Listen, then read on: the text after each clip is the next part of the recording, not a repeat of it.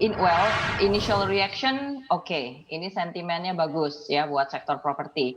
Tapi, and then ke belakangnya perlu kita telaah lebih lanjut gitu ya, bagaimana impact-nya ini secara signifikan ke, penjualan propertinya secara real sama ke laporan keuangan emiten yang bersangkutan, ya kan.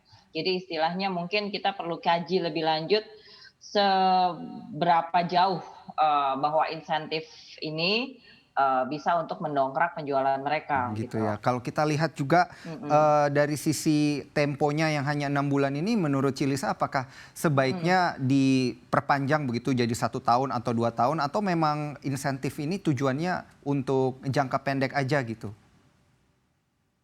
Mungkin oke, probably, tujuannya ada gini juga. Jadi, yang 6 bulan itu diberikan kepada, properti yang sudah siap serah terima kunci, yang udah jadi Mhm, ya dalam 6 bulan ini. Berarti, yang akan lebih diuntungkan adalah emiten-emiten yang punya stok rumah ready saat ini, mhm. ya kan. Nah itu jadi, coba dihabiskan dulu gitu.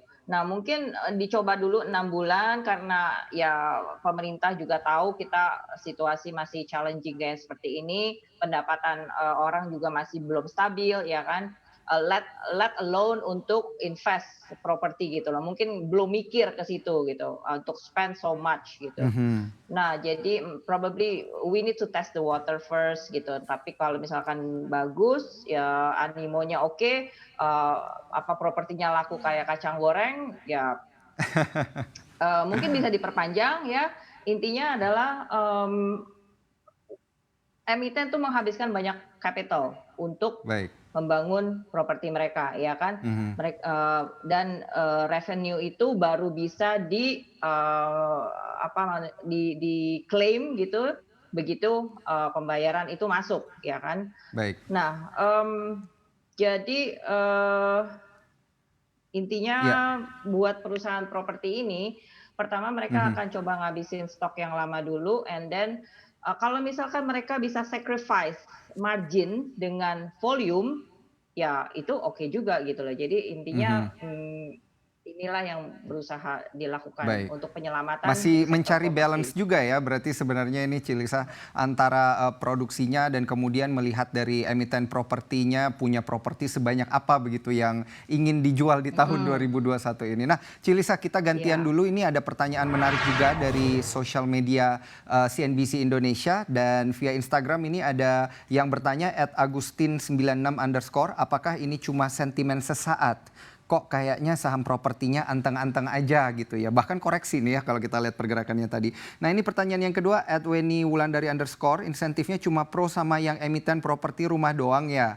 Dan yang ketiga, @dimas DPE, properti yang basisnya mall apa kabar? Masih layak koleksikah? Yang basisnya mall berarti dia punya recurring income begitu ya. Yuk kita langsung iya, jawab aja, mhm, Ci Lisa, ini boleh, pertanyaan dari sosial media. Apakah ini cuma sentimen mhm. sesaat katanya nih? Kok kayaknya saham propertinya anteng-anteng aja? Oke, saham properti kalau kita lihat, tren, hariannya, ya memang masih pretty volatile. Tapi, buat para trader atau investor saya sarankan kita perpanjang, time frame investasi kita di sektor properti karena kalau saya lihat chart-nya di weekly atau monthly ini menarik, ya. Mhm. Sektor properti sudah masuk ke dalam uptrend gitu.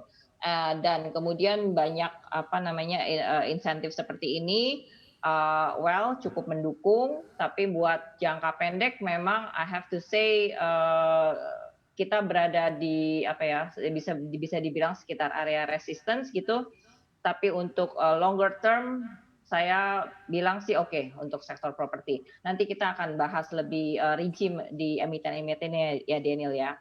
Siap, Nah Cilisa. Ini pertanyaan kemudian yang kedua, yang kedua. insentifnya katanya cuma pro sama emiten yang properti rumah doang ya. Gimana nih, Ci? Yang punya properti-properti lain seperti gedung, mall itu apa kabar nih, Ci?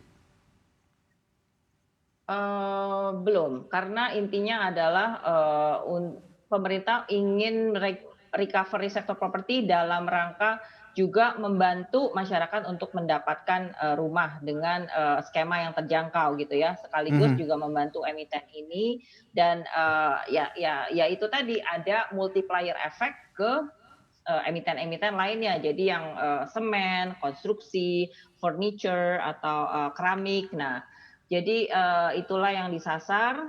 Jangan lupa untuk install aplikasi CNBC Indonesia di App Store dan juga di Play Store untuk terus mengikuti informasi dan berita terkini terkait ekonomi dan juga bisnis.